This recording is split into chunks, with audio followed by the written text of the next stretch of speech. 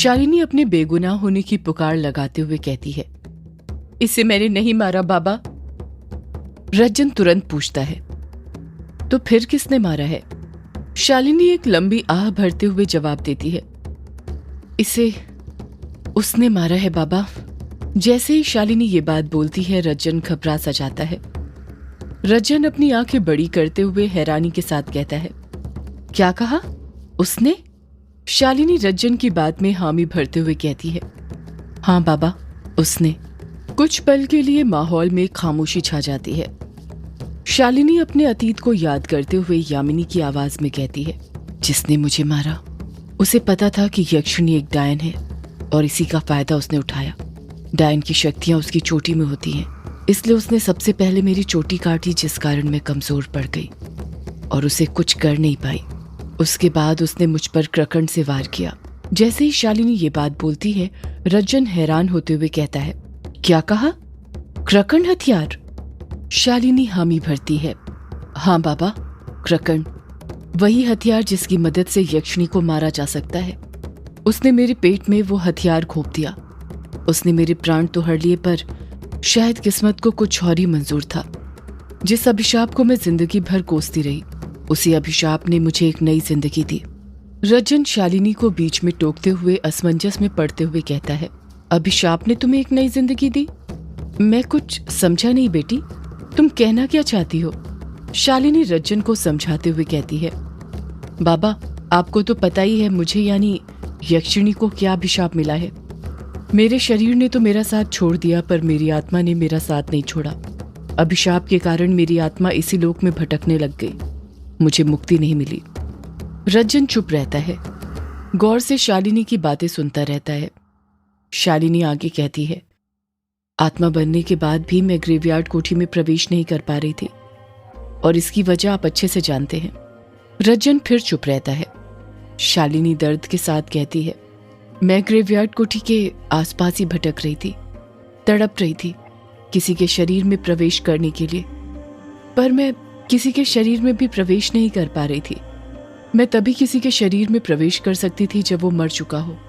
रज्जन लंबी आह भरते हुए पूछता है, फिर क्या हुआ यामिनी बेटा? शालिनी जवाब देती है, मैं कई महीनों से इसी तरह भटक रही थी, कभी ग्रेवयार्ड कोठी के पास तो कभी किश्नोई नदी के पास, और एक रात मुझे किश्नोई नदी पर ही युग बाबू और अमोदिता दिखे। युग बाबू शालिनी को अपनी बाहों में पकड़े हुए थे। शालिनी बहुत कमजोर लग रही थी। उसे मैं देखते से ही समझ गई थी कि वो किसी भी वक्त अपना दम तोड़ सकती थी। शालिनी की हालत बहुत गंभीर थी। मैं नहीं चाहती थी कि शालिनी युग बाबू को छोड़कर जाए, क्योंकि शालिनी युग बाबू की पहली मोहब्बत थी, पर हम जैसा चाहते हैं वैसा कभी नहीं होता है। उस रात भी वही हुआ। शालिनी ने युग बाबू की बाहों में ही अपना दम तोड़ दिया और युग बाबू वहीं पर रोने लग गए। वो बार बार गुहार लगाए जा रहे थे कि शालिनी जिंदा हो जाए। उसी चक्कर में युग बाबू का पैर फिसल गया और शालिनी का मृत शरीर उनसे पानी में गिर गया। मैं समझ गई थी यही सही मौका है शालिनी के शरीर में प्रवेश करने का, और उसी वक्त मैंने शालिनी के शरीर में प्रवेश कर लिया और शालिनी की बंद आंखों को दोबारा खोल दिया। रज्जन कहता है, मतलब शालिनी उसी रात मर चुकी थी? शालिनी हामी भरती है, हाँ बाबा, जब मैंने शालिनी के शरीर में प्रवेश किया उस वक्त मुझे शालिनी के बारे में कुछ पता नहीं था। आपको तो पता ही है, जब भी कोई आत्मा किसी के शरीर में प्रवेश करती है तो उसे उसके बारे में एकदम से पता नहीं चलता है, वक्त लगता है, और मुझे भी वक्त चाहिए था। इसलिए मैंने याददाश्त खोने का बहाना बनाया और वो काम कर गया। कुछ दिन बाद ही मुझे शालिनी के बारे में सब कुछ पता चल गया। उससे जुड़ी सारी यादें मुझे पता चल गई थी, पर मैं नहीं चाहती थी कि किसी को भी इस बात का पता चले कि मेरी याददाश्त वापस आ गई है, इसलिए मैंने ये नाटक जारी रखा। रज्जन शालिनी को बीच में टोकते हुए कहता है, तुम्हें ये नाटक जारी रखने की जरूरत नहीं थी बिटिया। शालिनी कहती है, जरूरत थी बाबा। मैं देखना चाहती थी कि युग बाबू शालिनी के आने पर अपनी यामिनी से ही प्यार करते हैं या फिर शालिनी से करने लग जाते हैं। मैं उनकी परीक्षा ले रही थी और वो इस परीक्षा में पास हो गए हैं। आपको पता है, युग बाबू मुझसे बहुत प्यार करते हैं बाबा।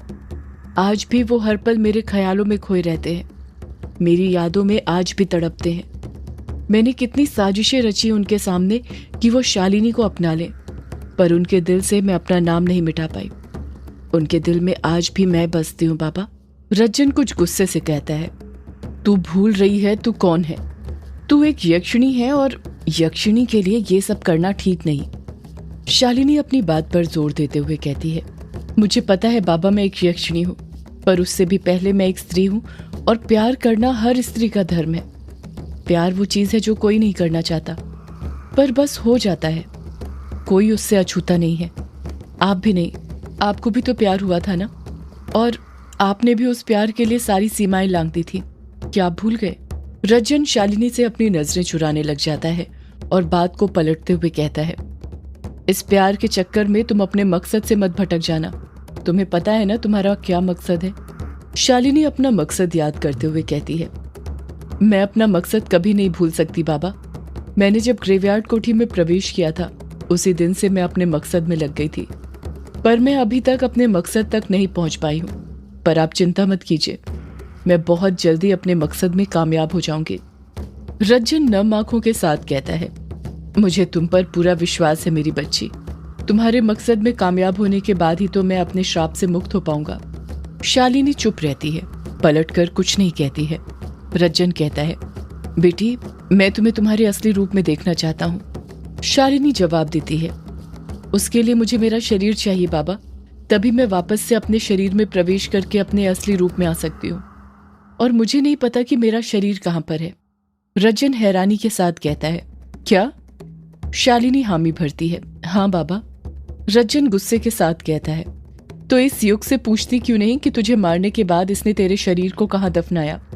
शालिनी रज्जन के आरोपों को इनकार करते हुए कहती है, ये आप क्या बोल रहे हैं बाबा? मुझे युग बाबू ने नहीं मारा है, मैं कितनी बार बोलूं आपसे? रज्जन चुप रहता है। शालिनी अपना दिमाग दौड़ाते हुए कहती है, कहीं आपको ये तो नहीं लगता कि मुझे युग बाबू ने मारा था, तभी आप युग बाबू को मारने के पीछे पड़े हुए थे? रज्जन कुछ जवाब नहीं देता है, पर शालिनी रज्जन की आंखों में पढ़ लेती है कि क्या सच था।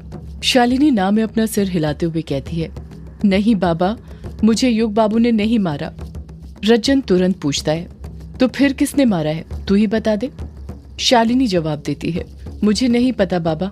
जिस शख्स ने मुझे मारा उसने अपना चेहरा काले मास्क से ढक रखा था, मैं उसका चेहरा नहीं देख पाई थी। शालिनी अपने बाबा के कपड़े देखते हुए कहती है, उस शख्स ने यही काली पोशाक पहनी हुई थी उस रात, आपको ये कहां पर मिली?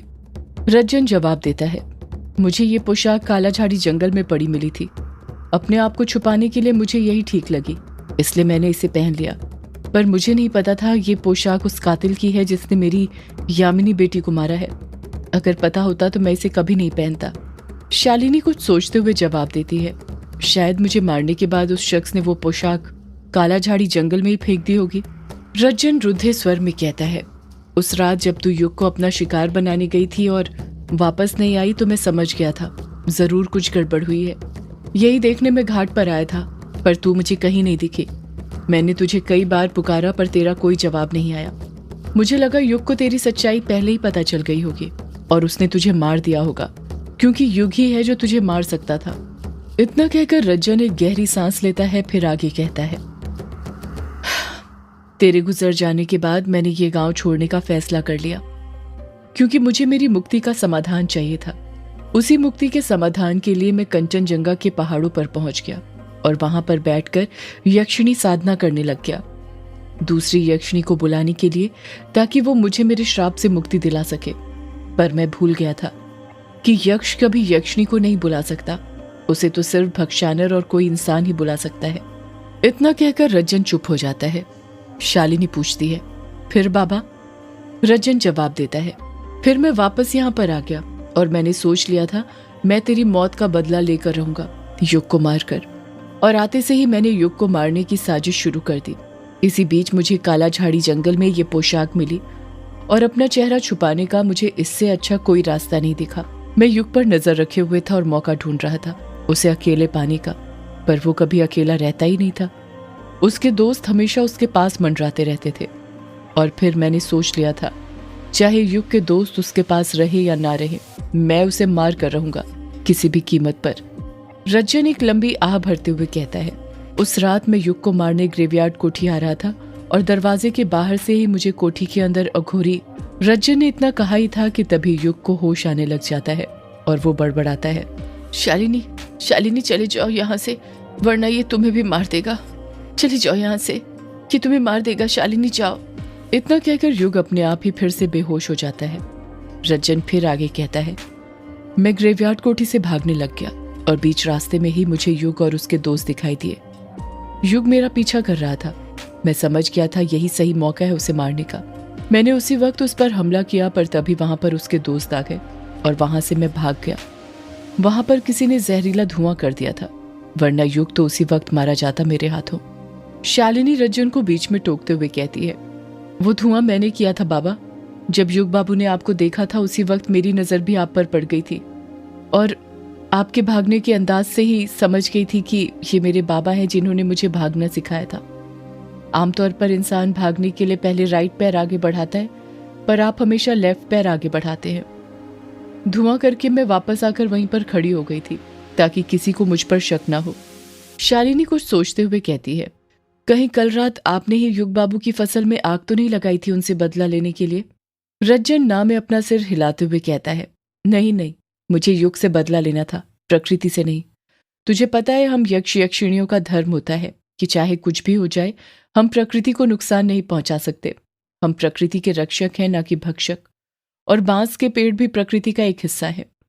शालिनी हैरानी के साथ कहती है, अगर आपने फसल में आग नहीं लगाई थी तो फिर किसने लगाई? रज्जन लंबी आह भरते हुए जवाब देता है, उसी ने। शालिनी घबरा जाती है और एकदम चुप हो जाती है। रज्जन आगे कहता है, मुझे युग के दोस्त काला झाड़ी जंगल से बाहर जाते हुए दिखे थे, इसलिए मैं उसे मारने चलाया था। मेरा शरीर भले ही बूढ़ा दिखता हो, पर उसमें ताकत अभी भी 100 हाथियों की है। आखिर मैं एक यक्ष हूं, पर इस बार भी तूने युग को बचा लिया। मैं तो कहता हूं अभी भी मौका है, मुझे इसे मारने दे, वरना पता नहीं ये बाद में कितनी बड़ी मुसीबत खड़ी कर देगा। तू जानती है ना इसके चेहरे के पीछे का असली सच। शालिनी रज्जन को समझाते हुए कहती है, हाँ बाबा, मैं सब जानती हूँ, पर आप जैसा सोच रहे हैं वैसा कुछ नहीं है। युग बाबू बहुत अच्छे हैं और मैंने बताया ना, वो मुझसे बहुत प्यार करते हैं, उतना ही प्यार जितना आप मुझसे करते हैं। बाबा, आप मेरी कसम खाइए कि आप युग बाबू को कुछ नहीं करेंगे। रज्जन चुप रहता है। शालिनी रज्जन का हाथ पकड़ती है और अपने सिर के ऊपर रखते हुए रज्जन पर दबाव बनाते हुए कहती है, मेरी कसम खाइए बाबा। रज्जन को ना चाहते हुए भी शालिनी की कसम खानी पड़ती है और वो कहता है, मैं तेरी कसम खाता हूँ बेटी, मैं युग को कुछ नहीं करूँगा, पर तब तक ही जब तक तुझे उससे कोई खतरा नहीं है। पर जिस दिन वो तेरे लिए खतरा बनेगा, मैं उसे अपने इन्हीं हाथों से मार दूंगा, मुझे कसम है तेरी। शालिनी गुस्से के साथ कहती है, बाबा। रज्जन कहता है, तूने कसम खाने बोली थी और वो मैंने खा ली। बाप हूं तेरा, तुझसे हमेशा एक कदम आगे रहूंगा। शालिनी चिढ़ते हुए कहती है, अगर आपको मारना है तो आप उस शख्स को क्यों नहीं मारते जिसने मुझे उस रात मारा था, आपकी यामिनी को आपसे दूर किया था। रज्जन गुस्से से कहता है, उसी कमीने को तो ढूंढ रहा हूं बेटी, तुझे किसी पर शक है कि कौन मार सकता है तुझे? शालिनी जवाब देती है, हाँ बाबा, मुझे 2 लोगों पर शक है। रज्जन बौखलाहट के साथ कहता है, कौन है वो 2 लोग बेटी, बोल, मैं उन्हें छोड़ूंगा नहीं। सदियों से है पुरानी ये है यक्षिणी की कहानी। यक्षिणी एक आग है, यक्षिणी तेरा ख्वाब है।